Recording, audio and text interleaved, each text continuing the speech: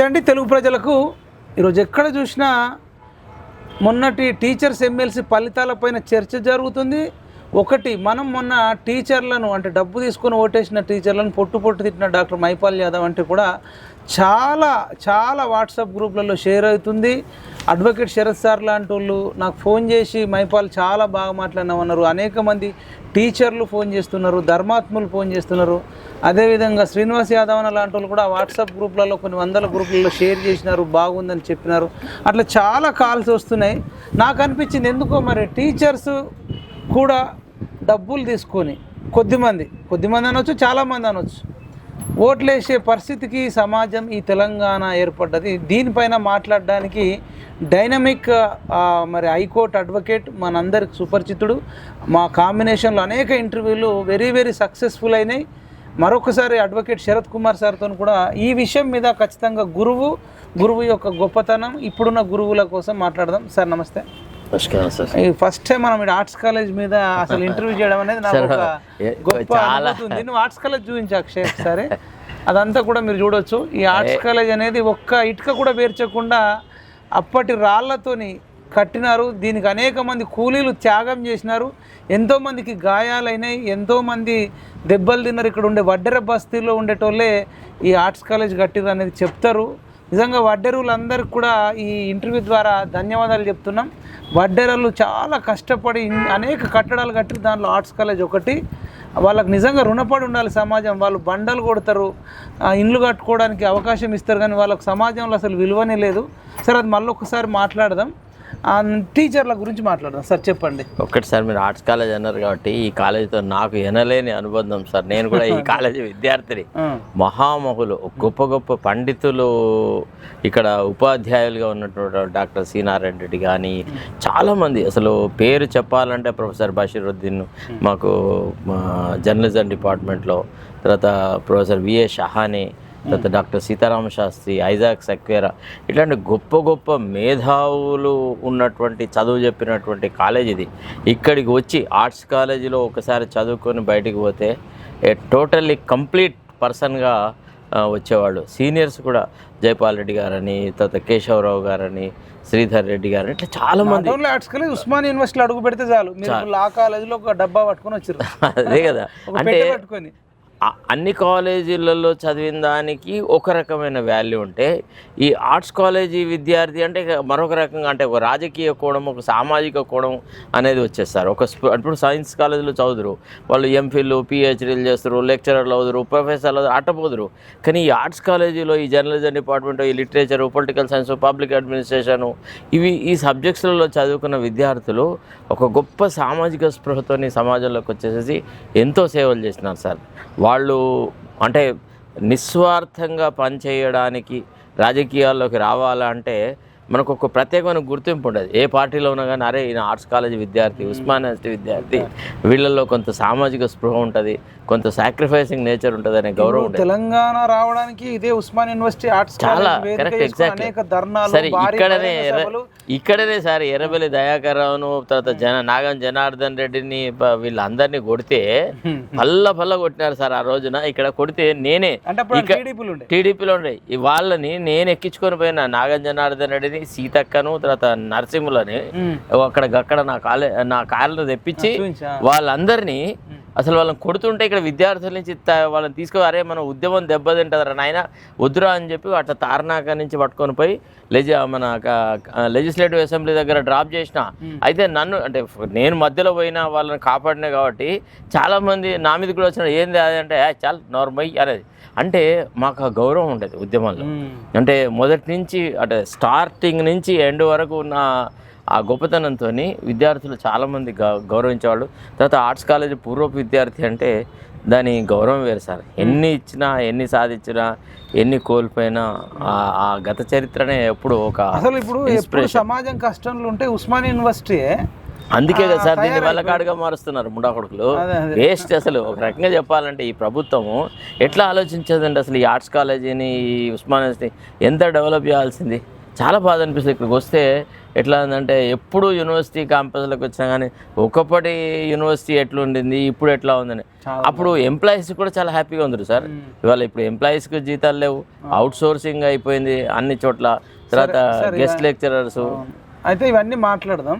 అయితే ఏదైతే తెలంగాణ ఉద్యమం అప్పుడు తెలంగాణ రావడానికి ఉస్మానియా యూనివర్సిటీ అత్యంత కీలక పాత్ర వహించింది. అసలు మేజర్ పాత్ర, కరెక్ట్, పెద్దన్న పాత్ర అనుకోవచ్చు. ఇక్కడ చదివిన వాళ్ళు కావచ్చు, ఇక్కడ చేసిన ఉద్యమాలు కావచ్చు అయింది. కరెక్ట్. మొన్న కూడా కేసీఆర్ను అసలు ఎవడు ఓడించలేడు. ఈవెన్ అది కాంగ్రెస్తో కాదు, బీజేపీతో కాదు, సిపిఐతో కాదు, కమ్యూనిస్టులతో కాదు, బీఎస్పీతో కాదు అన్నప్పుడు ఉస్మానియా యూనివర్సిటీ స్టూడెంట్స్ అయిన మనిద్దరం ఎస్పెషల్గా చెప్తున్నా, అంటే మన కోసం మనం చెప్పుకోవాలి కాబట్టి, అడ్వకేట్ శరత్గా, మీరు లా కాలేజ్ స్టూడెంట్గా, మైపాల్ యాదవ్ నేను కామర్స్ కాలేజ్ స్టూడెంట్గా, అంటే చాలామంది నిరుద్యోగులను విద్యార్థులను ఇక్కడ చదువుకున్న వాళ్ళను మన కాంబినేషన్లో వాళ్ళను ఒక ఎడ్యుకేట్ చేసి, అదే మన తెలంగాణ నిరుద్యోగ రక్షణ చేసి పెట్టి ఆర్ట్స్ కాలేజ్ కూడా మీరే దానికి ఓపెనింగ్ జెండా ఊపేసి అసలు డిఎస్సి వాళ్ళని కానీ, గ్రూప్ 1 వాళ్ళను, గ్రూప్ 2 వాళ్ళను, పోలీసు జీవో 46 వాళ్ళని కానీ, లాంగ్ జంప్ హై జంప్ బాధితులను కానీ ఇక్కడ మొత్తం ఒక ఏకతాటి చేసి ఈ ఉస్మానియా యూనివర్సిటీ మరొకసారి పెద్దన్న పాత్ర వహించి కేసీఆర్ను గద్దె దించడంలో అత్యంత కీలక పాత్ర వహించింది. ఈవెన్ ఈ నిరుద్యోగులను మనం ఐక్యం చేయకపోయి ఉంటే ఈ కళాకారులకు మీరు నరేష్కో, లింగంపల్లి నరేష్ కానీ, వైనల రమేష్ కానీ, ఇంకా అనేక మంది కళాకారులకు వెనుక నుంచి మీరు బ్యాక్గ్రౌండ్లో సపోర్ట్ చేసి ఉండకుండా, ఇప్పుడు మాలాంటి వాళ్ళకు కూడా సపోర్ట్ చేయకుండా ఉండుంటే కనుక మీరు ఇంక ఇక్కడ ఈ ప్రొడక్ట్గా అనేక మందికి బెయిల్ కూడా ఇప్పించారు. అదొక సామాజిక బాధ్యత. ఇప్పుడు మీరు తీన్మార్ మల్లన్న లాంటి వాడికి బెయిల్ ఇప్పించారు, నాలాంటి వాడికి స్టేషన్ బెయిల్ ఇప్పించారు, ఇంకా అనేక మందికి మీరు సాయం చేసారు. అంటే మీరు ఒక ఓయూ స్టూడెంట్గా ఇక్కడ నేర్చుకున్న జ్ఞానం మీకు ఉపయోగపడుతుంది కదా ఇండైరెక్ట్గా. అంతే కదా, అదొక ధైర్యం ఇచ్చేది అనమాట. యాప్తొక్కటి సస్తొక్కటి అనే ఫీలింగ్ ఉండేది అనమాట. ఆర్ట్స్ కాలేజ్ విద్యార్థి అంటేనే సాక్రిఫైసింగ్, అది అట్లా ఉండేది అనమాట. అది అలా తీన్మార్ మల్లన్న కూడా నా రెక్కల కష్టంతో వచ్చింది అని చెప్పుకుంటుండు. బట్ తెలంగాణ ప్రజలకు మళ్ళొకసారి మేము కూడా గుర్తు చేయాలి కాబట్టి, ఆయన ఒక్కటి రెక్కల కష్టం కాదు, ఆయన బీజేపీలో కూడా జాయిన్ అయ్యిండే మధ్యలో, తర్వాత టీజేఎస్తోనో ఇంకొకరితోనో పోయింది. సరే అది ఆయన ఇష్టం, కానీ ఒక్కోటి రెక్కలకు వస్తుందని కదా. అసలు కేసీఆర్ ఓడిపోవడం అనుకునే సమయంలో నిరుద్యోగులందరూ ఆ ప్రబలిక ఇష్యూ జరిగినప్పుడు గ్రూప్ 1 అభ్యర్థులు కానీ, గ్రూప్ 2 అభ్యర్థులు కానీ, డిఎస్సి అభ్యర్థులు కానీ, పోలీస్ అభ్యర్థులు చేసిన ఒక వీరోచిత పోరాటం అనొచ్చు. వాళ్లకు వెన్నుదన్నుగా అడ్వకేట్ శరత్ కుమార్ సార్ కానీ, మైపాల్ యాదవ్ లాంటి వాళ్ళం కానీ, ఇంకా అనేక మంది కొద్దిమంది వాళ్ళకు అండగా ఉండి ఇది జరగకుండా ఉంటే మన కాంగ్రెస్ అనేది ఓడిపోకపోతుండే. అసలు వాళ్లకు కాంగ్రెస్కు ఒక 1-2% డిఫరెన్స్ ఉండే. తర్వాత ఇంకోటి ఏంటి సార్, ఏ ఒక్క వ్యక్తి నా రెక్కల కష్టంతోనే కాంగ్రెస్ ఓడిపోయింది అని చెప్పుకోవడము ఒకటి దురహంకారపు సూచన, ఫస్ట్ పాయింట్. రెండోది, ఎంతో మంది చేసిన యుద్ధాన్ని తన ఒక్కడికి ఆపాదించుకోవడం కూడా అది సరైన విధానం కాదు. అట్లా అంటే సార్ రెక్కలు విరిచి మరి జైల్లో వారేసినారు. ఏడున్నాడు కాదు, ఏడున్నాడు అండి. 70 రోజులు జైల్లో ఉండి చాలా నానా యాతలు. ఆ తర్వాత మళ్ళీ రెండోసారి వచ్చినప్పుడు అంతెందుకండి, మొదటిసారి ఆయన పట్టి జైల్లో వారేసేసి పీటీ వారెంట్లతో ప్రతి చోట ప్రొడ్యూస్ చేస్తున్నప్పుడు ఆయనే ఎట్లాంటి నిర్లిప్త భావనలోకి వచ్చాడు. అయిపోయింది కథ, నా చరిత్ర అయిపోయింది, ఇక నన్ను చంపేస్తారు అనే స్థాయిలోకి వచ్చినాడు. అదే బండి సంజయ్ని పోయి బతిలాడుకున్నాడు, అదే ధర్మపురి ఆనంద్ని బతిలాడుకున్నారు, తర్వాత భారతీయ జనతా పార్టీలో చేరిన, ఇట్లా రకరకాల అమిత్ షాని కూడా బతిలాడుకున్నారు. ఆయన పెద్ద యోధుడు కాదు, పెద్ద కొట్లాడేదో రక్తం చిందించిన వ్యక్తి కాదు. ఒక రకంగా వాళ్ళకి సరెండర్ అయిన ఒక దశలో అసలు రెండోసారి ఎప్పుడైతే ఆయన మీద అటాకులు జరిగిందో ఆయన నా దగ్గరికి వచ్చి అడగడము, ఆ తర్వాత జరిగిన దాంట్లో ఆయన నా దగ్గరికి వచ్చినాడు. నేను అప్పుడు చెప్పినాను, ఇక నువ్వు ఉద్యమ బాటలో కనుక ఉంటే కేసీఆర్ యొక్క రాజకీయాల మీద అటాక్ అంటూ చేస్తే నువ్వు చేసే యుద్ధంలో నీకు కంటికి రెప్పలా కాపాడుతాను. అట్లనే ఆయన వెంట ప్రభుత్వం పడిపోయేదాకా మీరు వెంటున్నారు. కేసీఆర్ ప్రభుత్వంగా సార్ మొన్న ఎన్నికలు అయ్యి రిజల్ట్స్ వచ్చే వరకు ఉన్నాం. రిజల్ట్స్ వచ్చిన తర్వాత సార్ ఆయనే అన్నాడు ఏడ్చుకుంటూ నాతోని రాజేంద్ర నగర్ కోర్టులో అయినప్పుడు, సారికి నన్ను బతకనివ్వరు, చంపేస్తారు వీళ్ళు అన్నారు. అంటే నేను నా కోర్టు గౌన్ తీసి హుస్సేన్ సాగర్లో వారేస్తా, ఒకవేళ మీ మీద ఈగ వాళ్తే ఏంటిది సార్ మీరు మాట్లాడేది, 20 రోజులు 25 రోజులు మిమ్మల్ని తీసి బయట వారేస్తాను అని ఒక రిట్ పిటిషన్ వేసినాం. ఏమని, పీటీ వారెంట్లు ఇష్యూ చేయడానికి వీలు లేదు, nothing doing, this is all persecution అనేటువంటి యాంగిల్లో వేసి ఒక ఆర్డర్ తీసుకువచ్చి తర్వాత ఆయన మీద అటెంప్ట్ మర్డర్ అవన్నీ ఆయనే ఆఫీస్ మీదనే అటాక్ చేసేసి అంత ధ్వంసం చేసినారు కదా. అప్పుడు ఆర్ఎస్ ప్రవీణ్ గారు మిగతా వాళ్ళందరూ వచ్చినారు, చాలా మంది వచ్చి మల్లన్నకు సానుభూతి, ఈవెన్ సీతక్క వచ్చి సానుభూతి చెప్పింది. చాలా మంది ఉద్యమకారులు, తర్వాతగా ఉద్యమం పట్ల కొంత రాజకీయ ప్రేరణ ఉన్న వాళ్ళు అందరూ వచ్చి సానుభూతి వ్యక్తం చేశారు. అట్లా నా ఒక్కడి వల్లే వచ్చింది అనేటువంటి మాట అది దురహంకారం. ఇప్పుడు ఎట్లుంటుంది అంటే ఉద్యమంలో అందరినీ కలుపుకొని పోయే స్వభావం ఉండాలా. మనందరం చేసిన కృషి అనే మాట మాట్లాడితే బాగుంటుంది, కానీ నా ఒక్కడి కష్టము, నా వల్లనే రేవంత్ రెడ్డి ముఖ్యమంత్రి అయినాడు, ఇదంతా నిరుద్యోగులు లాఠీ దెబ్బలు తిని ఎంతమంది ఉన్నారు సార్ పాపం, జైల్లోకి పోయిన వాళ్ళు ఉన్నారు, చుట్టూ తిరిగిన వాళ్ళు, మీరు అనేక మందికి బెయిల్ ఇప్పించినాం కదా. అదే నేను అట్లా కాదులే, చనిపోయినప్పుడు అనేక మందిని లోపటేశారు కదా, మరి కోర్టులో కేసులు వేసిన వాళ్ళు ఉన్నారు. అదే కదా, జీవో 46 వాళ్ళు ఎంత విరోచిత పోరాటం చేశారు, వాళ్ళ వెనకాల మీరు లేరా, నేను లేనా? అంటే మనమే చెప్పుకోవట్లే, మా పాత్ర ఉందని చెప్పుకుంటున్నాం కానీ మా ఒక్కరి వల్ల మేము చెప్పుకోవట్లేదు. అట్లా ఎవ్వరి వల్ల ఏ ఒక్కడి వల్ల ఏం రాలేదు, స్వతంత్ర సంగ్రామం ఇచ్చినట్టుండు, అది వేరే కాదు సార్ ఆయన సంగతి. అది మన ఇప్పుడు ఏంటంటే ఒకటి ఏంటంటే కొంత ఫ్రస్ట్రేషన్లో ఉన్నాడు ఆ మనిషి. అంటే ఎట్లా అంటే తను ఏదో ఆలోచించినాడు, అదేదో జరిగిపోయింది అంటే అనాలోచితమైన చర్యల వల్ల తన యొక్క ప్రాశస్త్యాన్ని ఆయన తనే తగ్గించుకున్నాడు. కొంత జాగృతతో ఉండేది. ఇవాళ ఏదైతే రేవంత్ రెడ్డితో ఆయనకి ఎదురు దెబ్బ అయితే తగిలిందో ఈ విషయం నేను ఎన్నికల రిజల్ట్స్ వచ్చినాడే చెప్పినాను. అంటే రిజల్ట్స్ రాకముందు మేము ఎలక్షన్ క్యాంపెయిన్ అంతా కంప్లీట్ చేసేసి హైదరాబాద్కి వస్తున్న దశలో నాకు మల్లన్నకు మధ్య ఇదే కాన్వర్జేషన్ జరిగింది. సార్ మరి మళ్ళా బీఆర్ఎస్ఏ కనుక అధికారంలోకి వస్తే మన బతికి ఏం గాను మనని నలిచేస్తాడు కదా కేసీఆర్, అది ఎట్లా ఇది ఎట్లా కాంగ్రెస్ గెలుస్తుందా గెలవదా అంటే నేను ఖచ్చితంగా చెప్పిన, ఖచ్చితంగా కాంగ్రెస్ గెలిచి తీరుతుంది, రేవంత్ రెడ్డి ముఖ్యమంత్రి అవుతాడు. కానీ మళ్ళీ నా రేవంత్ రెడ్డితో నువ్వు కానీ నేను కానీ మనం అడ్జస్ట్ కాలేము. ఆత్మాభిమానం ఉన్న ఏ వ్యక్తిని రేవంత్ రెడ్డి దగ్గర రానియడు, చాలా ప్రమాదకారి అనే రాజకీయం వస్తుంది చూడు, నువ్వు కేసీఆర్ పరిపాలనే బాగుంది అనే రోజు వస్తుందని చెప్పిన. మళ్ళీ నన్ను గుండె మీద చేసుకొని చెప్పాను, ఈ మాట నేను చెప్పినానా లేదా. ఈవెన్ నేను కూడా అన్నా కదా సార్, మళ్ళీ కేసీఆర్ గెలిస్తే ఎట్లా సార్ అని మీతో కూడా అంటే మీరు కూడా చాలాసార్లు ధైర్యం చెప్పారు, మైపాల్ నీకు ఏదైనా ఉంటే మన ఇంటికి రా, మనతో ఉండు, కరెక్ట్, ఏదైనా ఉంటే మనం చూద్దామన్నారు. అంటే ఒకవేళ కేసీఆర్ కూడా వచ్చి ఉంటే అడ్వకేట్ శరత్ సారథి లేచిపోతా, మైపాల్ యాదవ్ కూడా లేచిపోవు, దాంతో పాటు మల్లన్న కూడా లేస్తుండేనేమో, మల్లన్న లేస్తుండేనో లేకపోతే ఆయన బీజేపీలో జాయిన్ అవుతుండేనో మనకు తెలియదు కదా. ఎందుకంటే ఆయన ఇప్పుడు ఒక్కటి ఏంటంటే కాసేపు ఎండ వేడిమికి తట్టుకోలేని వ్యక్తిత్వం పట్టుకొని నా వల్లనే అంత జరిగింది అని అంటే అది లక్షల కోట్లు డొనేషన్ చేసిన వాళ్ళ పరిస్థితి ఏంది, నీకు బెయిల్ ఇప్పించిన అడ్వకేట్ల పరిస్థితి ఏంది, జైలుకు పోయినప్పుడు నీకు కాంగ్రెస్ లో ఉండే చాలా మంది యువకులు కూడా ఉద్యమాలు చేసినారు, యూత్ కాంగ్రెస్ వాళ్ళు కానీ ఇతరులు కానీ, ఇప్పుడు బల్మూర్ వెంకట్ వాళ్ళు కూడా యుద్ధం చేసినారు, మనం కాదనలేం కదా. బీజేపీ వాళ్ళు కూడా చాలా వర్క్ చేసారు, బండి సంజయ్ పాదయాత్ర చేసిండు, చాలా ఈటల రాజేంద్రన్న బయటకు వచ్చి. ఒకటి ఏంటంటే ఒక మంచి అవకాశం బీజేపీకి ఉండే, కానీ వాళ్ళు క్యాలిక్యులేటెడ్ బ్లండర్ ఏం చేసినారంటే బండి సంజయ్ను మార్చేసేసి దాన్ని ఇంకో రకంగా తీసుకున్నారు. మీకు గుర్తుందా, మీరు నేను జరిగిన ఇంటర్వ్యూలోనే సార్ బీజేపీ ఇంత రప్పని లేసింది, బీజేపీని కాదని కాంగ్రెస్ ఎట్లా వస్తుంటే లేదు, అతి త్వరలో సంజయ్ను మారుస్తున్నారు, మార్చిన తర్వాత బీజేపీ టప్ అని కూలిపోతుంది. మీరు అన్నట్టు జరిగింది, అది మీరు కాంగ్రెస్ నే గెలిపిస్తారు తిట్టుకుంటేనే సరే అన్న, మనం అన్నట్టుగానే జరిగింది అన్నారు. మీరు ఎలక్షన్ లో కూడా అవుట్ రైట్ గా చెన్నూరులో రథం వేసుకొని తిరిగిర్రు, నేను తెలంగాణ అంతా తిరిగితే మాకు కొంత కాంట్రిబ్యూట్ చేసిర్రు, ఎంతగా ఉన్నారు సార్. ఇప్పుడు చెన్నూరు, మంచిర్యాల, తర్వాత ఆసిఫాబాదు, తర్వాత మన వేములవాడ, ఎన్ని నియోజకవర్గాలు తిరిగినాం సార్ మేము. సిరిసిల్ల మహేందర్ రెడ్డి కోసం, మా మహేందర్ కోసం అని సిరిసిల్ల కూడా పోయినాం, నేను మళ్ళీ చాలా చోట్ల తిరిగినాం. సరే ఒకటి ఏమంటే ఒక ఉద్యమానికి ఆనాటి ఆ అవసరం, చారిత్రక అవసరం ఏంటి అంటే కేసీఆర్ను ఓడగొట్టడం.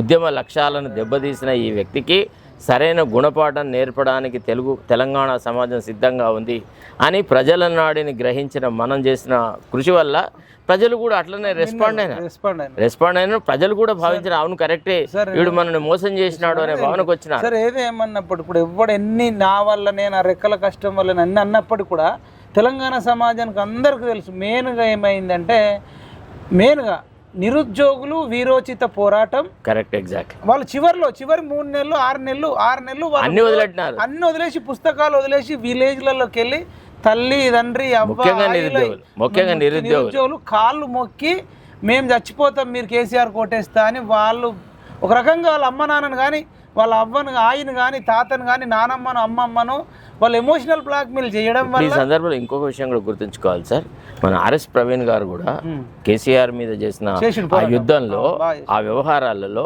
కేసీఆర్ని విమర్శించడం కానీ, కేటీఆర్ని విమర్శించడం కానీ, బీఆర్ఎస్ని విమర్శించడం కానీ చాలా పదునైన పదజాలంతో చాలా చక్కగా మాట్లాడారు. ఇప్పుడు ఆనాడు పాశం యాదగిరి అనుకోండి, మీరు అనుకోండి, గాదే ఇన్నయ్య గారు కానీ, రఘు పృథ్వీ, ఓకే టీవీ కదా, ఇట్లా ఎంతో అదే కదా నేను అనేది. అయితే మరి వీళ్ళందరూ మళ్ళీ పోలీసుల చేతిలో పీడనకు గురైన వాళ్ళే, వీళ్ళందరికీ గుండె చెప్పడం. ఏంటంటే మేము కోట్లు ఏం సంపాదించలే, ఎన్కేసుకోలే, పెద్ద కార్లు కొనుక్కోలే. ఈవెన్ మల్లన్న వెల్ సెటిల్ అయ్యండి. ఇప్పుడు మల్లన్న కేసీఆర్ మీద చేసిన ఉద్యమంలో వెల్ సెటిల్ అయ్యి హ్యాపీగానే ఉన్నాడు, నో డౌట్. ఎమ్మెల్సీ కూడా అయిండు. అంటే ఏదైతే కేసీఆర్ ఉద్యమం చేసి బెనిఫిట్ పొందినట్టు మల్లన్న కూడా ఆయన చేసిన పోరాటానికి సరిపడా సెట్ అయిపోయాడు. ఇంకా మిగతా వాళ్ళు సార్ మా కడుపులో పేగులు లేకపోయేదా కొట్లాడినాం సార్. మీలాంటి వాళ్ళు కొంత ఆర్థిక సాయం చేసి లా కాలేజ్ దగ్గర మైపాల్ యాదవ్ బాగా కొట్లాడుతున్నాడు, మీరు సాయం చేయండి అంటే మీరు పేరు చెప్పి ఎంతో మంది మనకు ఛానల్ సపోర్ట్ చేస్తే ఒక రకంగా తిరిగినాం సార్. ఒక్క మాటలో చెప్పాలంటే వీళ్ళు 10 పైసల పెట్టుబడి పెట్టి 1000 రూపాయలు సంపాదించినారు సార్.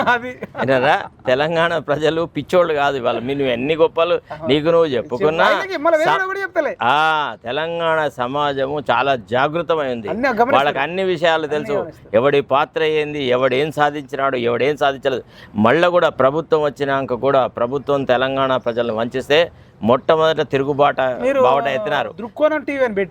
కాదండి, మనం అడిగినాం కదా ఏమైందిరా నీ రైతు బంధు ఎంత ఎప్పుడు ఇస్తావు, మహిళలకు ఎప్పుడు ఇస్తావు, 2500 అడగలేదా, నిరుద్యోగ భృతి ఎప్పుడు ఇస్తారు, ఎప్పుడు అంటే ఇట్లా నేను ఒకటి ఏంటంటే ఇప్పుడు మనము సమాజంలో రాజకీయంగా చైతన్యంగా ఉన్నటువంటి అందరినీ కలుపుకొని పోయి ఒక ఉద్యమాన్ని నడిపితే తప్ప సామాజిక మార్పు రాదు.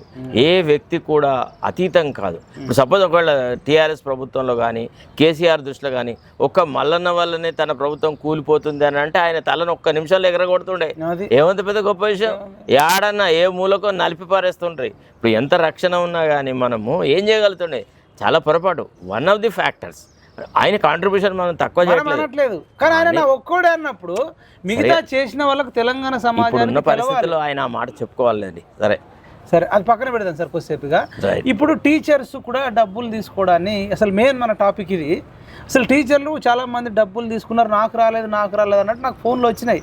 దాని తర్వాత నేను ఒక వీడియో రెస్పాండ్ అయినా, మీరు విన్నారు కదా, మీకు ఏమనిపించేది? ఒకటి ఏంటంటే మాట్లాడిన తప్ప గొప్ప చాలా బ్రహ్మాండంగా మాట్లాడి ఒక రకంగా మీరు చాలా జాగృతం చేస్తున్నారు. ఉపాధ్యాయ వృత్తికి కళంకం తీసుకొచ్చేలాగా డబ్బులు తీసుకొని ఓట్లు వేసినారు ఉపాధ్యాయులు అనే విషయాన్ని జీర్ణించుకోవడం చాలా కష్టం అవుతుంది. అరే మాకు చదువు చెప్పిన గురువులు ఎట్లా ఉందరు, వాళ్ళ ఔన్నత్యం ఎక్కడిది, వాళ్ళ ఔదార్యం ఎక్కడిది, వాళ్ళ సేవాభావం ఎక్కడిది. సార్ కటిక దరిద్రంలో దోతి లాల్చి దొడుక్కొని అసలు చినిగిన బట్టలతో స్కూల్కి వచ్చి చదువు చెప్పిన ఆ ఉపాధ్యాయ దేవతామూర్తులు ఎక్కడ? ఈ 5,000కు 3,000కు అమ్ముడు బీర్లకు బిర్యానీలకు ఓట్లు వేసిన వీళ్ళను ఉపాధ్యాయులు అనే కంటే వీళ్ళంతా చీడపురుగులు ఇంకోళ్ళు లేరని నేను చెప్తాను. ఆ వృత్తికే వీళ్ళు కలంకం తీసుకొచ్చిన. నిజంగా వీళ్ళల్లో సేవాభావం ఉన్న వ్యక్తికి కనుక వీళ్ళు ఓటు వేసి ఉంటే, వీళ్ళు డబ్బులకు అమ్ముడు పోకపోయి ఉంటే ఇవాళ వాళ్ళని సమాజంలో చాలా గౌరవిస్తున్నాయి. ఒకసారి మీకు గుర్తుండే ఉంటుందో లేదో, నేను జర్నలిస్ట్గా ఉన్నప్పుడు ఉపాధ్యాయులు ప్రొసెషన్గా వస్తే రాష్ట్ర శాసనసభ దగ్గర ఉపాధ్యాయుల మీద లాఠీచార్జ్ చేస్తున్నారు ఎన్టీ రామారావు ప్రభుత్వంలో. అప్పుడు మా పతంజలి ఒక ఎడిటోరియల్ రాసినాడు, అబ్బా గురువు గారు ఎన్నో రోజుల తర్వాత నేను ఒక విషయం గమనించినాను, చాలా మంచి జరిగింది నీకు శాస్త్రి, నువ్వు నాకు సరిగా లెక్కలు చెప్పకుండా నేను పరీక్షలో ఫెయిల్ అయితే బెత్తం పెట్టి కొట్టినావు కదా, నేను ఈనాడు బడిత పెట్టి కొట్టినారు పోలీసులు, చాలా బాగా అని ఒక వ్యంగ్యంగా ఒక ఇది రాసినాడు. ఆ తర్వాత నేను ఆయనతో డిస్కస్ చేసిన, నాకు ఇట్లా రాస్తే అంటే నేను ఏం చేయాలి, విలువలు ఉపాధ్యాయులలో పతనం అవుతాయి, ఉపాధ్యాయుల విలువలు కోల్పోతే వాళ్ళ ఆ గురుభావన కోల్పోతారు. ఇవాళ వందలాది మంది వేలాది మంది తమ జీవితాలను అంకితం చేసేసి విద్యార్థులను తీర్చిదిద్ది సమాజాన్ని తీర్చిదిద్దిన వాళ్ళందరికీ ఈ కొద్దరు లంపెన్గాళ్ళు కులపిచ్చిస్తారు. ఇంకా చాలా ఘోరంగా ఈసారి అదే జరిగింది. ఈసారి కులపిచ్చితో కొంతమంది, తర్వాత డబ్బులకు కొంతమంది ఇట్లా అమ్ముడు పోయి ఆ ఉపాధ్యాయ ప్రతినిధులను మీరు శాసనంకి ఎట్లాంటి వాళ్ళని పంపాలా? ఏ రకమైనటువంటి మీరు లెసన్ చెప్తున్నారు సమాజానికి, మీరు ఇచ్చేటువంటి సందేశం ఏంది? ఇదేనా? మీరు మాట్లాడిన తర్వాత నా కళ్ళల్లో నీళ్ళు వచ్చింది సార్. అది వింటుంటే నాకే బాధ అనిపించింది. అవును కదా, ఒక దశలో నేను కూడా కొద్ది రోజులు ఉపాధ్యాయ పనిలో ఉంటే sir, I was also teacher for some time. I tell you, I felt so sad అనమాట. నాకు నచ్చలే అసలు ఉపాధ్యాయులు గిట్లుంటారని. ఇప్పుడు కూడా సార్ మేము నిజం చెప్తున్నాను, మాకు చదువు చెప్పిన సార్లు కటిక దరిద్రం ఉన్నవాళ్ళు, మేము కార్లు అవి ఇవి అన్నీ కొనుక్కున్నా అక్కడి నుంచి మాకు చదువు చెప్పిన సార్ వస్తున్నారంటే కారు ఇక్కడ ఆపి అంత దూరం నుంచి వచ్చే సార్కు నమస్కారాలు పెట్టేది, లేకపోతే పాదాలకు దండం పెట్టేది. అట్లాంటి ఒక ఉన్నతమైన స్థానంలో ఉన్న ఉపాధ్యాయులు ఈసారి మాత్రం వాళ్ళ ప్రవర్తన చాలా జుగుప్సాకరంగా ఉంది సార్. చాలా, ఐఎమ్ సారీ టు సే, నా దృష్టిలో అసలు ఇది చూసిన తర్వాత నాకు ఏమనిపించింది అంటే, ఆనెస్ట్లీ ఇంతకు ముందన్న ఇంకో రకమైన అభిప్రాయాలు ఉంది, కానీ ఈ లెజిస్లేటివ్ కౌన్సిల్ని అబాలిష్ చేయాలి సార్. ఇది వేస్ట్. ఈ ఇన్స్టిట్యూషన్ ఏ రకంగా కూడా ఉపయోగపడలేదు, ప్రజాస్వామ్యమైన పరమైన చర్చలకు కానీ వేదికలకు కానీ అవ్వట్లేదు. ఇది కేవలం రాజకీయంగా పునరావాసం కల్పించే ఒక కేంద్రంగా తయారైంది. ఇది ఒక గుదిబండ. దీని మీద చాలా చాలా భారం పడుతుంది రాష్ట్ర ఖజానా మీద. లెజిస్లేటివ్ కౌన్సిల్ మనకు అవసరం లేదు సార్. దానివల్ల ఒరిగేది లేదు సార్. మేధావులను ఇంకొక రకరకాలుగా గౌరవించుకోవచ్చు సార్. ఇప్పుడు ప్రతి సమాజంలో ఉన్నటువంటి మేధావులకు అవకాశాలు ఇస్తారు. ఒకప్పుడు డాక్టర్ వానమామలై వరదాచార్య లాంటి వ్యక్తిని ఎమ్మెల్సీగా నామినేట్ చేసిన డాక్టర్ చెన్నారెడ్డి, ఇక్కడ నామినేటెడ్ వాళ్ళు ఎవరు సార్? ఈ చవటలు, ఈ దద్దమ్మలను మనం తీసుకొచ్చి పెట్టి ఈ గులకరాళ్లను మనం సాలగ్రామాలుగా తీర్చిదిద్దాలంటే అదెట్లా సాధ్యమవుతుంది? కాబట్టి it has outlived its purpose. The legislative council has no meaning in its present shape. Either the political parties must think over in nominating people, in fielding people. వాళ్ళకు క్యారెక్టర్ ఉండదు, ఏది ఉండదు. అదేందండి, వాడు విద్యా సంస్థలకు అధిపతి అయితే ఊటుకొని నరేందర్ రెడ్డికి కాంగ్రెస్ పార్టీ టికెట్ ఎట్టి ఇస్తారండి? అసలు అది కదండి, నీకు కాంగ్రెస్లో ఎనలేని సేవ చేసిన కార్యకర్తలందరినీ బోధపెట్టి అంటే ఆక్షన్ పెట్టినారు సార్. టికెట్ అని వేలం పెట్టినారు, ఎక్కువ డబ్బు. అవును, రెండు పార్టీలలో కూడా విద్యా సంస్థ అధిపతులే కనుక అయితే మరి శ్రీ చైతన్య, నారాయణ వీళ్ళు ఇస్తారు అంతే కదా.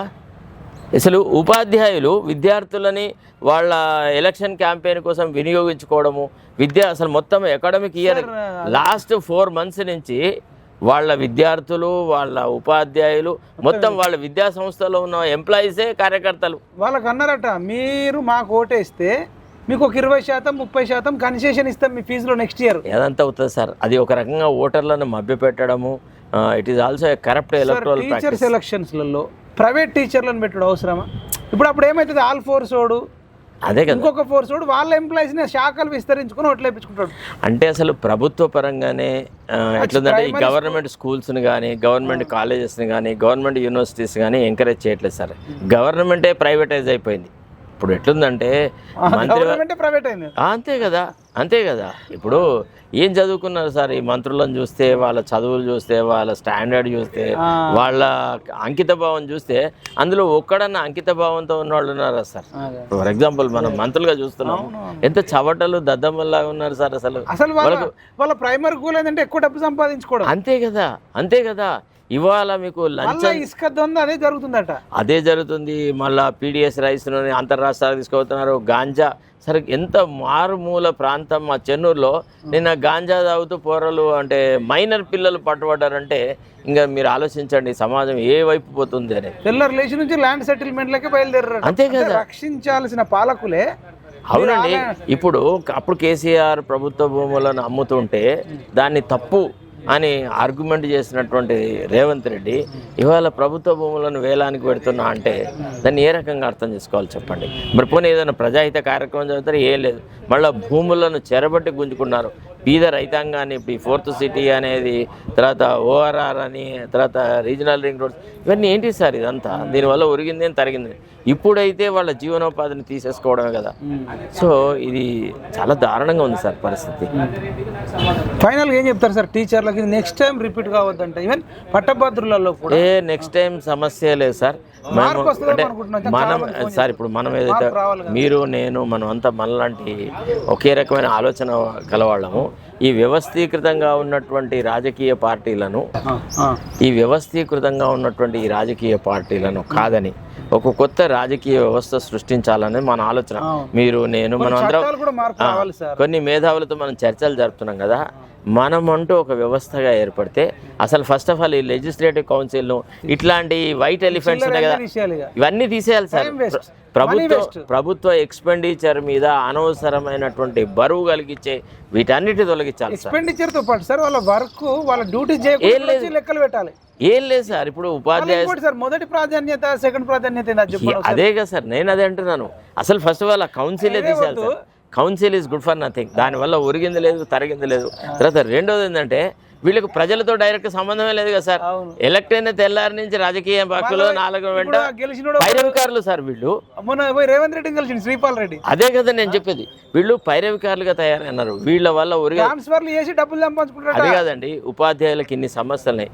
ఏ సమస్యను పరిష్కరించడంలో ఈ ఉపాధ్యాయ ప్రతినిధులు కృషి చేసినారు చెప్పండి సార్. ఉపాధ్యాయులు కూడా ఉపాధ్యాయుల సమస్యలు కాదు, విద్యార్థుల సమస్యలు, స్కూళ్ళ సమస్యలు, కాలేజీల సమస్యలు, సమాజంలో ఉన్న అన్ని రుగ్మతల గురించి వాళ్ళు మాట్లాడాలి యాక్చువల్లీ. అదే కదా, అది ఏది లేదు. వీళ్ళు కేవలము అధికార పార్టీకి చెంచాలు తొత్తులుగా ఇండిపెండెంట్గా ఎలక్ట్ అయినామనడం, వాళ్ళ చుట్టూ తిరగడం. మనం మోహన్ రెడ్డిని చూసినాం, సుధాకర్ రెడ్డిని చూసినాం, ఇట్లా ఎంతమందిని చూసినాం సార్. వీళ్ళు కులతత్వంతో పూర్తిగా కుల గజ్జితోనే చచ్చారు కదా సార్. వీళ్ళని పట్టుకొని వేస్ట్. అందుకే నేనంటే ఏమంటారంటే అసలు యాక్చువల్లీ ఇది అనవసరమైన ఒక వెస్టీజియల్ బాడీ. ఇది అవశేషం ఒక రకంగా. ఇది ఉపయోగం అంతే, ఇది ఏ రకంగా ఉపయోగాన్ని కాదు. లెజిస్లేటివ్ కౌన్సిల్లో అర్థవంతమైన చర్చలు జరిగి ఇప్పుడు చూడండి, ఓడిపోయిన కవితను తీసుకువచ్చి లిక్కర్ స్కామ్లో ఇన్వాల్వ్ ఉన్నాయని ఎమ్మెల్సీ చేస్తారు సార్. ఇంకా ఇంతకంటే దారుణం ఏమన్నా సార్. ఆ లెజిస్లేటివ్ కౌన్సిల్ అనేది ఒక రకంగా అపవిత్రమైంది అని అంటే ఇట్లాంటి దుర్మార్గుల వీళ్ళ ఇన్ని రకాలైనటువంటి నేరాలు ఘోరాలు చేసిన వాళ్ళ ప్రాతినిధ్యం ఉన్న శాసన మండలి ఎందుకు సార్? అది అవసరం లేదు. ఎన్టీ రామారావు యాక్చువల్లీ ఎప్పుడైతే లెజిస్లేటివ్ కౌన్సిల్ని రద్దు చేసినాడో అప్పుడు చాలా చక్కగా చెప్పినాడు. నిజంగా అది మళ్ళా పునరుద్ధరించబడ్డది డాక్టర్ రాజశేఖర రెడ్డి నేతృత్వంలో ఉన్న ప్రభుత్వంలో అవన్నీ జరిగినాయి. కానీ but to my view council has lost its significance. అది అనవసరం. బైకామరల్ సిస్టంలో అది అవసరం లేదు. ప్రజల నుంచి ప్రజాప్రతినిధులనే నిజాయితీ గలవాళ్ళను, ప్రజా సేవాభావం గలవాళ్ళను, అంకిత భావం వాళ్ళను, యువకులను ముఖ్యంగా సార్ ఒక నియమం ఏం పెట్టుకోవాలంటే మనము 2 సార్ల కంటే ఎక్కువ ఎవరికి ఛాన్స్ ఇవ్వదు సార్. అవసరం లేదు. అమెరికా రాష్ట్రపతికి 2 సార్లు ఉంది సార్. అంత డెవలప్డ్ కంట్రీ. ఇప్పుడు మీరు ఒకసారి ఆలోచించండి సార్, ప్రెసిడెంట్కే 2 సార్లు ఉన్నది అంతే. అసలు రెండోసారి కంటే ఎవరైనా సార్ జార్జ్ వాషింగ్టన్ నుంచి ఆ పద్ధతి ఉంది సార్. రెండోసారి అంతే, 3వ సారి లేదు. రెండోది ఏంటంటే సార్, ఇప్పుడు మనం ఇట్లా కనుక రద్దు చేస్తే ఎక్కువ మంది యువకులకు కొత్త టాలెంట్కి అవకాశం దొరుకుతుంది. అంటే వీడు లేకుండా సూర్యోదయం కాదు, వీడు లేకుండా సూర్యాస్తమయం కాదు అనే రోజులు కాదు ఇవి. మోడర్న్ గా వస్తున్నటువంటి జనరేషన్ ప్రధానమంత్రి కంటారు, ఎమ్మెల్యే ఎంపీలకు కూడా అందరికీ అన్ని చోట్ల సర్పంచ్ అయినా సరే కొత్త నీరు రావాల్సిందే సార్. ఈ పాత మురుగుపడ్డ నీళ్లు, ఈ వాసన వచ్చే నీళ్ల కంటే యువత రావాలి, కొత్త కొత్త వాళ్ళు సార్. ప్రతిసారి హరీష్ రావు అన్ని పార్టీలను మేనేజ్ చేసుకోవాలి, గెలవాలి.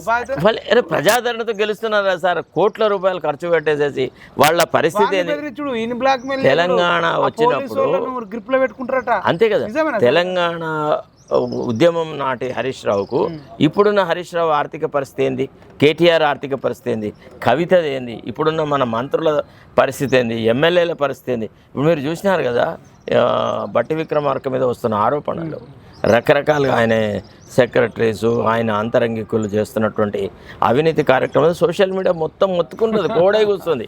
రేవంత్ రెడ్డి కుటుంబ సభ్యుల మీద కోడై కూస్తుంది. అంటే నేను అనేది ఏంటంటే ఇప్పుడు లక్షలు బతకరు కదా సార్, ఇప్పుడు ఎంత సంపాదించి వదిలేసిపోవాల్సిందే కదా. అదే సార్, యువకులకు గనక అవకాశాలు వస్తే రాజకీయాలు కొంత ప్రక్షాళనం జరుగుతుంది సార్. ఎంత అవునన్నా కాదన్నా యువకుల్లో ఇంత అవినీతి ఉండదు, ఇంత జాడ్యం ఉండదు, కొంత ప్రోగ్రెసివ్ అవుట్లుక్ వస్తుంది. అంటే ప్రజాసేవ ద్వారా శాసనసభకు ఎన్నుకోబడవచ్చు, పార్లమెంటుకు ఎన్నుకోబడగలవచ్చు అనేటువంటి అభిప్రాయం సృష్టించాలి. ఇప్పుడు మనం వెస్ట్ బెంగాల్ని చూస్తాము, ఇతర ప్రాంతాలను చూస్తే మహా మేధావులు లోక్సభ సభ్యులు, రాజ్యసభ సభ్యులు. మన తెలంగాణ నుంచి అంత గుత్తేదారులు, కాంట్రాక్టర్లే కదా సార్. అంతే కదా సార్. ఫైనల్గా ఒక క్వశ్చన్తో ఎండ్ చేస్తా. ఢిల్లీ నుంచి పోస్ట్ కార్డులు కవిత ఇంటికి రాస్తున్నారు, నువ్వు మళ్ళీ ఒకసారి ఢిల్లీకి రావద్దు, మీ వల్లనే కేజ్రీవాల్ ఓడిపోయిందని. కరెక్ట్. కావాలంటే మీకు చూపిస్తా. దీని మీద మీ స్పందన ఏంది? కరెక్ట్ చెప్పారు వాళ్ళు. నిజంగా అసలు కేజ్రీవాల్ యొక్క పతనానికి కారణము ఆయన కేసీఆర్ తో చేసినటువంటి సాన్నిహిత్యం. పెద్దన్న అనడము, ప్రగతి భవన్ కట్టుకున్నాడు ఆయన, అక్కడ ఒక శీష్ మహల్ కట్టుకోవడం, కాపీ కొట్టిండు. అదే కదా. తద్వారా ఏంటంటే ప్రజలలో ఒక చెడ్డ పేరు తీసుకొచ్చుకున్నాడు కేజ్రీవాల్. ఒక రకంగా కేజ్రీవాల్ కు ఢిల్లీ ప్రజలు సరైన లెటర్స్ రాసి అవును తెలుసు, మళ్ళీ రావద్దు, నువ్వు వస్తే అది అయిపోతుంది అని చెప్పేసి. అయితే ఇప్పుడు మీరు అందరికంటే ముందు అన్నాడు కవిత దురాశ వల్లే కేసీఆర్ నాశనం అయిపోతాడు. కరెక్ట్, ఎగ్జాక్ట్లీ అని కూడా చెప్పారు. ఇప్పుడు కేజ్రీవాల్ కూడా అదే వర్తిస్తుంది సార్? అంతే కదా, సేమ్ దెబ్బకు రెండు. ఇప్పుడు లిక్కర్ స్కామ్ లో గనుక కేజ్రీవాల్ లేకపోతే ఇంత దారుణమైన పరిస్థితి కేజ్రీవాల్ ఉండకపోతుండే. ఒక రకంగా అంటే ఇనుము సావాసం వల్ల అగ్గికి సంబడపోతారు. చదవండి ఒకసారి. కవితకు ఢిల్లీ నుండి పోస్ట్ కార్డులు పంపుతున్న ఆమ్ ఆద్మీ పార్టీ కార్యకర్తలు, నువ్వు చేసిన లిక్కర్ స్కామ్ వల్లే కేజ్రీవాల్ ఓడిపోయాడని, మళ్ళీ ఢిల్లీకి రావద్దని కవిత ఇంటికి పోస్ట్ కార్డులు పంపుతున్న ఆప్ కార్యకర్తలు. అంతేకాదు వేల రాస్తారు సార్ ప్రతిరోజు. అదే కదా, మళ్ళీ ఈమె వచ్చి బీసీ నినాదము ఏదో కొత్త వాళ్ళ నిజాయితీ నిబద్ధత గురించి తెలంగాణ ప్రజలు ఏదో రాజకీయ పునరావాసం కోసమని కొంతమంది బీఆర్ఎస్ కార్యకర్తలు కవిత చుట్టూ తిరుగుతున్నారు తప్ప, వాళ్ళు కూడా కుల గజ్జితోని ఇతరత్రమైన విషయాలు తప్ప, ఆమెమంత గొప్ప యోధురాలు, ఆమెమంత గొప్ప పరాక్రమవంతురాలు, ఆమెను సీరియస్ తీసుకోవాల్సిన అవసరం. మీరు భవిష్యత్తులో తెలంగాణ ప్రజలకు ఏమన్నా కొత్తగా ఏమైనా మార్గనిర్దేశం చేస్తారా? మళ్ళీ వీళ్ళు కాకపోతే వాళ్ళు కాకపోతే వీళ్ళు? లేదు సార్ అట్లా కాదు. మనం అందరం, నేనే కాదు, మైపాల్ ఇట్లాంటి చాలామంది మేధావులతో చర్చలు జరుగుతున్నాయి. ఒక కొత్త వ్యవస్థను, రాజకీయ వ్యవస్థను సృష్టించడానికి మనం కృషి చేస్తూ ఉన్నాం. మీకు తెలుసా విషయాలు, అవి ఒక రూపం తాలుస్తాయి సార్ అతి త్వరలో. అంత పద్ధతి ప్రకారంగా తయారు చేస్తున్నాం కదా, అన్నిటిని బట్టి మనం చేద్దాం సార్. ఒక కొత్త వ్యవస్థను అయితే తీసుకురావాలి. ముఖ్యంగా యువతీ యువకులకు, చదువుకున్న వాళ్లకు, బలహీన వర్గాల వాళ్లకు, ఎస్సీలు ఎస్టీలలో మేము మీకు ఒక చేతులెత్తి జోడించి రిక్వెస్ట్ చేస్తా ఉన్నాం. ఈ వ్యవస్థీకృతమైన ఈ నాయకుల వెంట తిరగకండి, వీళ్ళ అడుగులకు మడుగులు ఎత్తకండి, వీళ్ళ ముందు భజనలు చేయకండి. మీరు మీ వ్యక్తిత్వంతో ప్రజల మధ్య ఉండండి, ప్రజాసేవ చేయండి, ప్రజల హృదయాలను చూరగొనండి. తద్వారా మనం పెట్టబోయే వ్యవస్థలో మీరే ఒక ముఖ్య భూమిక పోషించేలాంటి అవకాశం కల్పిస్తాం. డబ్బులు ఉంటేనే రాజకీయాలు చేయాలి, డబ్బులు ఉంటేనే ఎన్నికల్లో గెలుస్తాము అనేటువంటి ఆ మిత్ని మనం బ్రేక్ చేసి చూపెడతాం. తెలంగాణలో ఒక కొత్త రాజకీయ వ్యవస్థను తప్పకుండా సృష్టించి తీరుతాం. ఇది నా జీవిత లక్ష్యం సార్. ఎందుకంటే ఎంతకాలం బతుకుంటామో తెలియదు, కానీ తెలంగాణ మాత్రం ఒక స్వచ్ఛమైన ఊపిరి పీల్చుకోవాలని వెయిట్ చేస్తుంది సార్. వాడు వంచన చేయబట్టే వీడు వంచన. తెలంగాణ ప్రజలు ఒక ఫుట్బాల్ అయినారు. అటు కేసీఆర్ కాలుతుందంతే, కాంగ్రెస్ గ్రౌండ్లో పడుతున్నారు, రేవంత్ రెడ్డి దాంతో పోయి కేసీఆర్ దగ్గర పడడం, ఇది చాలా ఘోరం. తర్వాత కొంతమంది సోకాల్డ్ మేధావులు, ఈ ఆర్ఎస్ ప్రవీణ్లు ఇట్లాంటి వాళ్ళందరూ పోయి ఎప్పుడైతే ఈ కేసీఆర్ పంచన పడ్డారో ఇది కొద్దిగా బాధాకరంగా ఉంది. సమాజంలో నేను మళ్ళా రిక్వెస్ట్ చేస్తా ప్రవీణ్ సార్ని, sir whatever has happened please leave them all. That is a dead wood. ఇంకా అందులో అక్కడ ఉండి మీరు ఏం చేయలేరు. ఎంత చేసినా కానీ రేపు మళ్ళా ప్రభుత్వం వచ్చినా ప్రవీణ్ సార్కి ఏ రకమైన ఇంపార్టెన్స్ ఉంటుంది. వాళ్ళు దమ్ముంటే నేను వాళ్ళు ఛాలెంజ్ చేస్తున్నా బీఆర్ఎస్. ఇప్పుడు వాళ్ళకు ఒక ఎమ్మెల్సీ స్థానం వచ్చేది ఉంది కదా, ప్రవీణ్ సార్కి ఇమ్మను, ఇస్తారా? అయ్యారు. ప్రవీణ్ సార్తోనే చెప్పిస్తారు, ఏమని, నాకు ఎమ్మెల్సీకి కంటెస్ట్ చేసే ఉద్దేశం లేదు అని చెప్పించి మళ్ళీ ఏ చవటకో దద్దమ్మకో వాళ్ళు టికెట్ కేటాయిస్తారు. అంటే వాళ్ళలో ఆ ఔదార్యం లేదనమాట. దళితుల పట్ల కానీ, బలహీన వర్గాల పట్ల కానీ వాళ్ళకి ప్రేమ. సార్ మీరు అసలు మేమే ప్రభుత్వంలోకి వస్తాం, మళ్ళీ కేసీఆరే నాయకుడు అని చెప్తున్నారు. వాళ్ళు మారరు, అది కాదు. Thank you sir, thank you so much. ఇదండి అడ్వకేట్ శరత్ కుమార్ సార్తో సంచలన ఇంటర్వ్యూ. అసలు యాక్చువల్గా మేము టీచర్స్ డబ్బులు తీసుకొని ఓటేస్తున్నారు అనే టాపిక్ మీద మాట్లాడదాం అనుకున్నాం. సరే, అది చాలా వరకు కవర్ అయింది. దాంతోపాటు అనేక విషయాలు కవర్ అయినాయి. ఈ ఇంటర్వ్యూ మీకు చాలా నచ్చుతుందని నేను అనుకుంటున్నా. ఆర్ట్స్ కాలేజ్ మరి ఇక్కడ దగ్గర ఉండి మేము మాట్లాడుతున్నామంటే ఇంకా ఇది ఒక పవిత్రమైన స్థలం. మీరు ఈ వీడియోని ఎక్కువ మందికి షేర్ చేయాలి. ఎస్పెషల్గా మేము టీచర్ల గురించి చర్చ చేసింది మాత్రం మరొక్కసారి వెళ్ళాలి. సార్ చెప్పినట్టు ఈ ఎమ్మెల్సీ వల్ల ఒరిగేది లేదు, తరిగేది లేదు. అనవసరంగా ఉద్యోగులకు టైం వేస్ట్, వాళ్ళు చేయాల్సిన పని చేయకుండా ఈ పని చేయడము, ఓట్లు లెక్క పెట్టడం, మొదటి ప్రాధాన్యత, రెండవ ప్రాధాన్యత, మూడవ ప్రాధాన్యత, మిగతా వాళ్ళని ఎలిమినేట్ చేయడం, ఇదంతా ఇది మరి బ్రిటిష్ కాలంలో ఉండనో ఎప్పటి నుంచి ఉండనో కానీ మనిషి మారుతున్నాడు. కాలంతో పాటు మనం మారాలి. తరం మారినప్పుడు స్వరం మారాలి. అంతేగా అదే మూఢ పద్ధతిలో పోయి గతంలో ఉండే సార్ చెప్పినట్టు ఎన్టీఆర్ రద్దు చేసినట్టు రద్దు చేసి పడండి ఎమ్మెల్సీలు. మన రేవంత్ రెడ్డి అన్నాడు ఏమని, ఊరుకో నరేంద్ర రెడ్డి గెలిచినా కూడా తరగలేదు అన్నాడు. అసలు ఆ కౌన్సిల్ ఉన్నా లేకున్నా ఒకటే, కౌన్సిల్ ఇచ్చినటువంటి సలహాలు ఏంది ప్రభుత్వం పాడేసి అసలు ఎవడొకటి పట్టించుకుంటలే. అదే కదా, అసలు ఎక్కడ ఎవరు ముఖ్యమంత్రి ఉంటే వాళ్ళదే సాగుతుంది. మా అంటే క్యాబినెట్ది కొంతవరకు ఉంటే ఉండొచ్చు, కానీ ఈ ఎమ్మెల్సీలతో ఏమి అయ్యేది లేదు, పోయేది లేదు. ఒకటి. రెండోది, ఒకవేళ మీరు తీసేసే లోపు ఇందులో ఎన్ని లోపాలు ఉన్నాయో మీకు చెప్పాలి. ఎందుకంటే మొదటి ప్రాధాన్యత, రెండో ప్రాధాన్యత, మూడో ప్రాధాన్యత ఏంటండి, ప్రధానమంత్రిని సెలెక్ట్ చేయడానిప్పుడే ఎవరికి ఎక్కువ ఓట్లు వస్తే వాళ్ళని విన్నర్ ఇస్తారు. అట్లాంటిది ఇందులో ఇది పనికిరాని ఎన్నిక కోసము దీంట్లో రెండోది, మూడోది, నాలుగోది ఇదంతా టైం వేస్ట్. కాబట్టి మొదటి ప్రాధాన్యత అంతా ఇదొక లోపం ఉంది. రెండోది మరి ప్రైవేట్ టీచర్లట వేస్తారట. ఇప్పుడు ఆల్ ఫోర్స్లో పనిచేసేటోడు ఆల్ ఫోర్స్ అయినాకే వేసే అవకాశం ఉంటుంది. అసలు ప్రైవేట్ టీచర్లకు ఏం సంబంధం అండి? ప్రభుత్వ ఉద్యోగులు, ప్రభుత్వ టీచర్లే ఇన్వాల్వ్ కావాలి. దట్టు చిన్న స్కూలు హెచ్జిటి వాళ్ళకు అసలు అవకాశమే లేదట. మరి హెచ్జిటి వాళ్ళకి ఎందుకు ఇయ్యరు, ప్రైవేట్ స్కూళ్ళకి ఎట్లా ఇస్తారు? నేను ఒక ప్రశ్న సార్, మనలో మాట ఈ ప్రైవేట్ టీచర్లను మనం ఒక ప్రశ్న అడగాలి. మీ సంస్థలలో విద్యను వ్యాపారంగా చేస్తున్నప్పుడు మీరు ఎవడన్నా గొంతెత్తి అడిగారా? పేద ప్రజలకు మనం అడ్మిషన్లు ఇవ్వలేకపోతున్నాము, డబ్బున్న వాళ్ళకి విద్యను అమ్ముతున్నాము. విద్యా చట్టు ప్రకారం ఇవ్వాల్సిన కనీస పర్సంటేజ్ అదే కదా. ఒక్కనాడు కూడా వాళ్లకు జరుగుతున్న అన్యాయం మీద వాళ్ళు మాట్లాడట్లేదు. మరి బానిసల్లాగా బతుకుతున్న వాళ్ళకి బానిసల కోటక్కేంది? అదే కదా. కాబట్టి ప్రైవేట్ టీచర్ల దాంట్లో ప్రైవేట్ టీచర్లకు అవసరం లేదు అక్కడ. అంటే ఇన్ని లోపాలు ఉన్నాయని చెప్తున్నాం. మా మొదటి డిమాండ్ ఏంది, మొత్తమే కౌన్సిల్ని రద్దు చేయాలనేది మొదటి డిమాండ్. బికాస్ ఆఫ్ ఇన్ని లోపాలు ఉన్నాయి. టీచర్లు కూడా 5,000, 10,000 తీసుకొని నాకు రాలేదు అంటారట. తరగతి గదిలోనే సమాజం నిర్మితం అవుతుంది అంటారు. అట్లాంటి టీచర్లు ఆల్రెడీ 1 లక్ష రూపాయలు ఉన్న జీతం ఉన్న టీచర్లే 4,000, 5,000 అడుగుతారు. మీరు 4,000, 5,000 మీకు అడిగే బదులు, లేకపోతే వాడు ఇస్తా అంటే కూడా మీరు చదువు చెప్పే స్కూల్లోనే అమ్మాయిలకు సరిగ్గా వాష్రూమ్లు లేవు. ఇగో మీరు ఏదైనా డొనేట్ చేయాలనుకుంటే ఆ వాష్రూమ్ మంచిగా కట్టియండి అని చెప్పాల్సింది. లేదంటే నోట్బుక్లకు, స్కాలర్షిప్లకు తల్లిదండ్రులు లేని వాళ్ళు ఉన్నారు కదా. అసలు ఇప్పుడు ట్రైబల్స్లలో చాలా తక్కువ ఎడ్యుకేషనల్ ఉంది సార్. వాళ్ళని అట్రాక్ట్ చేయవచ్చు, మైనారిటీస్లలో విద్యార్థులను తీసుకురావచ్చు. ఏనారా, ఒకవేళ వీళ్ళు కనుక నిజంగా వాళ్ళకి మీరు స్కూల్ డ్రెస్సులు కుట్టియచ్చు, వాళ్ళకు స్కూల్ బ్యాగులు కుట్టియచ్చు, నోట్బుక్లు ఇవ్వచ్చు, పెన్నులు. ఒక్కసారి సార్, ఇప్పుడు ఈ ఉద్యోగం వల్ల ఏ ప్రయోజనం లేకుంటే 100 కోట్ల రూపాయలు ఈ ఎమ్మెల్సీ అభ్యర్థులు ఎట్లా ఖర్చు పెడుతున్నారు? ఇది వీళ్ళకి ఇదంతా దళారీలు అనమాట. కాబట్టి వీళ్ళకి అంత పెద్ద ప్రాధాన్యత లేదు, వీళ్ళ గురించి పట్టించుకోవాల్సిన అవసరం. అదే విధంగా పట్టభద్రులు, అది ఎంత అంటే టీచర్లదైనా పట్టభద్రులదైనా ప్రతి 6 సంవత్సరాలకు రిజిస్ట్రేషన్, ఎన్రోల్మెంట్ చేసుకోవాలన్నట. అది కూడా చాలా. అంటే ఇప్పుడు ఒకసారి ఓటు వేస్తాము, ఇప్పుడు 18 ఏళ్ళు నిండినోడికి ఇప్పుడు నాకు ఓటు హక్కు ఉంది, సార్కు ఉంది, మాకు లైఫ్ టైం అది ఉంటుంది. అంతే కదా. మనిషి చచ్చిపోతే తీసేస్తారు, లేదంటే విదేశాలకు పోతే తీసేస్తారు. ఎవరన్నా ఎటన్నా వెళ్ళిపోతే చచ్చిపోతే తీసేయాల్సింది. ప్రతి 6 ఏళ్ళకు ఒకవేళ ఉప ఎన్నిక వస్తే మళ్ళీ ఉప ఎన్నికలప్పుడు ఎమ్మెల్సీలో ఉప ఎన్నిక వచ్చినా మళ్ళీ పోయి రిజిస్ట్రేషన్ చేసుకోవాలి, ఎన్రోల్ చేసుకోవాలి, ఫామ్లు ఫిల్అప్ చేయాలి. అసలు అదిగా సార్, దౌర్భాగ్యమైంది సార్. ఒక ముఖ్యమైన విషయం మనం ప్రస్తావించాలి సార్.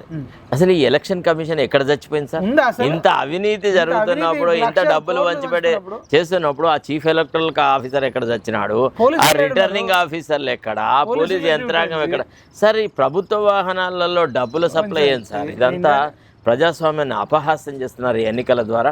కాబట్టి కౌన్సిల్ పోవడమే కరెక్ట్. కౌన్సిల్ పోవాలి, ఎందుకంటే అన్ని లోపాలు చెప్తున్నాం. ఇంకోటి, సార్ ఒక పెద్ద అడ్వకేటు, సారు చెన్నూరులో ఓటు ఉంది, సార్ పోయి చెన్నూరులో వేసి రావాలి అంటే ఇక్కడ ఏదైనా ఇంపార్టెంట్ ఒక పేదవాడికో ఒక నిరుద్యోగికి సంబంధించిన కేసు ఉంటుంది, దాన్ని వదిలేసుకొని అంత జర్నీ చేయలేడు.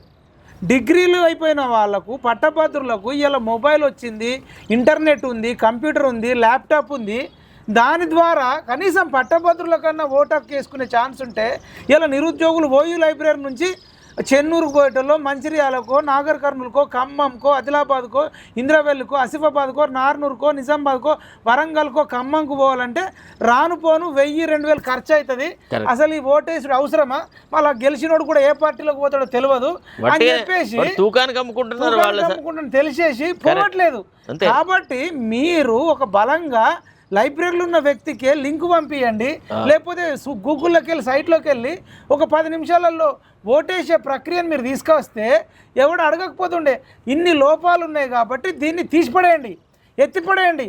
అసలు ప్రజాస్వామ్యానికి ఒక గొడ్డలు పెట్టలాక ఎమ్మెల్సీ ఎన్నికలు అయిపోయినాయి.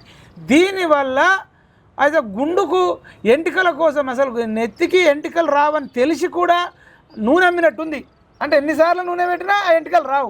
ఒక 90 ఏళ్ళ వ్యక్తికి 100 ఏళ్ళ వ్యక్తికి ఎంటికలు రాలిపోయినాక నూనె ఎన్నిసార్లు పెట్టినా అది రాదు. కాబట్టి ఎన్నిక కూడా అట్లాంటిదే, 6వ వేలు లాంటిది. దీని మీద ఈ ఎన్నికను సార్ చెప్పినట్టు ఈ కౌన్సిల్ను రద్దు చేసేదాకా ఈ కారణాల చేత, లేదంటే వాళ్ళకి రైట్స్ ఇవ్వండి. ఏదైనా బిల్లులు చేసేటప్పుడు వాళ్ళ సంతకం లేకపోతే రాజ్యాంగంలో అట్లాంటి ప్రాతిపదికే లేదు. కౌన్సిల్ అనేది ఒట్టిగా ఒకసారి ఆలోచించి పునరాలోచనకు పంపుడే తప్ప రాజ్యాంగం ప్రకారంగా వీళ్ళు ఇచ్చిన సవరణ ప్రభుత్వ పక్షం ఒప్పుకునేది. అసలు ఫస్ట్ ఆఫ్ ఆల్ మళ్ళీ వీళ్ళకంటే క్వార్టర్స్, జీతాలు, కార్లు, గన్మెన్లు, అన్వాంటెడ్ ఎక్స్పెండిచర్, ఆ డబ్బు అంతా తీసుకొచ్చి పేద ప్రజలకు, అనాథాశ్రమానికో వాళ్ళకో వీళ్ళకో పంచండి. కరెక్ట్. ఫైనల్ గా టీచర్లకు చెప్తున్నాం, నిర్మించాల్సింది సమాజం. మీరు చాలా రెస్పాండ్ వస్తుంది, మీ మీద చాలా వ్యతిరేకత వస్తుంది. మీరు ఒకవేళ బయట రియల్ ఎస్టేట్లో ఒక 2 ప్లాట్లు అమ్ముకున్నా, లేదంటే ఒక ఎల్ఐసి ఏజెంట్గానో, ఒక నెట్వర్క్ ఏజెంట్గానో, మీరు ఏదైనా చిన్న కిరాణా షాప్, ఏదైనా ట్యూషన్ చెప్పుకుంటే మేము దానికి వ్యతిరేకం కాదు. అదేదైనా ఉంటే గవర్నమెంట్ చూసుకుంటే మాకు సంబంధం లేదు. కానీ మీరు ఏ రకంగా డబ్బు సంపాదించుకోండి, మీకు జీతం సరిపోకపోతే స్టాక్ మార్కెట్లో పెట్టుకోండి, రియల్ ఎస్టేట్లో పెట్టుబడి పెట్టుకోండి, ఇంకేదైనా ట్యూషన్లు చెప్పుకోండి. మా అడ్వకేట్ శరత్ సార్ లాంటి వాళ్ళు ఉంటే వాళ్ళని అడగండి సలహాలు, ఏదైనా ఉంటే వాళ్ళు చెప్తారు. కానీ మీరు ఓటుకు మాత్రం డబ్బులు తీసుకోవద్దు. ఎవడన్నా మీకు ఇవ్వడానికి వస్తే, సార్ మేమే చదువు చెప్పేటోళ్ళం, మేమే అన్ని రకాల డాక్టర్ను తయారు చేసేది, లాయర్ను తయారు చేసేది, ఇంజనీర్ను తయారు చేసేది, జవాన్ను తయారు చేసేది, ప్రధానమంత్రిని, ముఖ్యమంత్రిని తయారు చేసే మేమే విలువలు పోగొడితే ఈ దేశం ఎవడు కాపాడాలి?